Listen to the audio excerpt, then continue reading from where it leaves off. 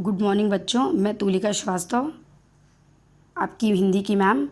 आज आपको हिंदी की किताब से कविता 3 माँ का एक कहानी की व्याख्या आपको बताने जा रही हूँ। ये कविता राष्ट्रकवि मैथिली शरण गुप्त द्वारा रचित है। उनके काव्य संग्रह यशोधरा से ली गई है। इसमें सिद्धार्थ का बेटा अपनी माँ से किसी कहानी को कहने की ज़िद कह रहा है और उसकी माता उसके पिता के जीवन की एक घटना को कहानी का रूप दे करके सुनाती है और उससे ये पूछती है कि कहाँ तक जो उसके पिता ने निर्णय लिया वो कहाँ तक उचित था। देखिए, माँ कहे एक कहानी। राहुल, सिद्धार्थ का बेटा राहुल है। राहुल कहता है अपनी माँ से, माँ मुझे एक कहानी सुनाओ। माँ कहे एक कहानी। माँ मुझे एक कहानी सुनाओ। उसकी माँ ने बोला, यशोधरा ने बोला, बेटा समझ लिया क्या तूने मुझको अपनी नानी? क्वेश्चन मार्क लगाया ना। वो प्रश्न करती है कि हे बेटा, क्या तुमने मुझको अपनी नानी समझ लिया है, जो मुझसे कहानी कहने की बात कर रहे हो? साधारणतः बच्चे अपनी दादी और नानी से कहानियाँ सुना करते हैं, इसलिए राहुल की माँ उससे ऐसा कहती है। राहुल कहती है मुझसे यह चेटी। चेटी मतलब दासी, मेरी दासी। मुझसे मेरी दासी कहती है, तू मेरी नानी की बेटी, कि तुम नानी तो नहीं हो लेकिन तुम मेरी नानी की बेटी हो। राहुल ने अपनी माँ से कहा कि हे माँ, तुम मेरी नानी तो नहीं हो लेकिन मुझसे दासी कहती है कि तुम मेरी नानी की बेटी हो। कह माँ कह लेटी ही लेटी।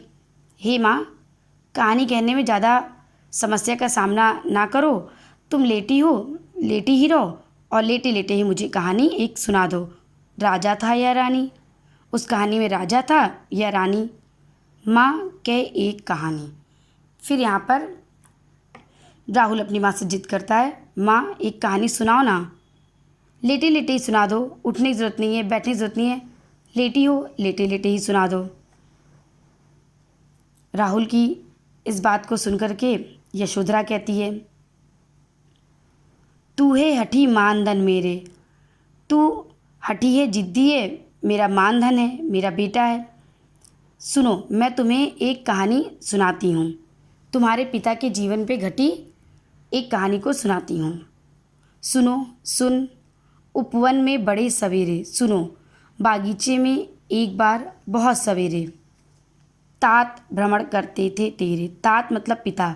हे राहुल सुनो, तुम कहानी कहने की जिद कह रहे हो तो सुनो, एक कहानी मैं सुनाती हूँ जो तुम्हारे पिता के जीवन में घटित घटना है।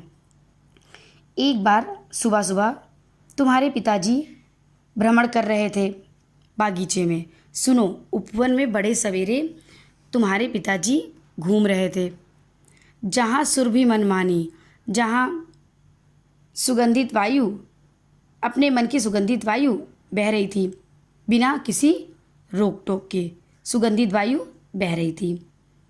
यशोधरा ने इतनी बात कही, क्या कहा? अच्छा मेरे बेटे, तुम बहुत ज़िद्दी हो, लो मैं तुम्हें कहानी बताती हूँ। सुनो, एक बार तुम्हारे पिताजी बागीचे में सुबह सुबह टहल रहे थे, भ्रमण कर रहे थे। वहाँ पे सुगंधित वायु, अपने मन की सुगंधित वायु स्वच्छंद रूप से बिना किसी रोक टोक के बह रही थी। जैसे बच्चों की आदत होती है कि अगर कोई लास्ट अंतिम वाक्य दोहराने की, अंतिम शब्द दोहराने की, तो जब राहुल की माँ ने कहा जहाँ सुरभि मनमानी, तो राहुल भी उसी बात को दोहराते हुए कहता है, अच्छा माँ, जहाँ सुरभि मनमानी यानी कि वहाँ पर मनमानी वायु बह रही थी। हाँ हाँ माँ, हाँ माँ यही कहानी। हाँ माँ, मुझे यही कहानी सुननी है। राहुल ने कहा, हाँ माँ यही कहानी। माँ मुझे यही कहानी सुननी है। कौन सी? वही, जब पिता सुबह टहल रहे थे बागीचे में, भ्रमण कर रहे थे, सुगंधित वायु बह रही थी, तो मुझे माँ यही कहानी सुननी है, उन्होंने कहा। फिर आगे यशोधरा कहती हैं, ये यशोधरा के अंतिम वाक्य को राहुल दोहराते हैं कि हाँ माँ यही कहानी मुझे सुननी है। फिर आगे यशोधरा कहती हैं, वर्ण वर्ण के फूल खिले थे उस बागीचे में, विभिन्न रंग के फूल खिले थे, भांति भांति के, अनेक भांति के फूल खिले थे, अनेक प्रकार के फूल खिले थे। झलमल कर हिम बिंदु झिले थे। झलमल झलमल उस पर हिम बिंदु ओस की बूंदें पड़ी हुई थी, झिले थे पड़ी हुई थी, उस पर ओस की बूंदें पड़ी हुई थी, झिलमिल झिलमिल ओस की बूंदें पड़ी हुई थी। वो झिलमिल कैसी थी कि सूर्य का प्रकाश उस पर पड़ रहा था तो वो झलमिला रही थी, चमक रही थी। हल्के झोंके हिले मिले थे, वायु के हल्के झोंके चल रहे थे। लहराता था पानी, वहीं किनारे सरोवर था और वायु के चलने के कारण जो सरोवर का पानी था वो लहरा रहा था।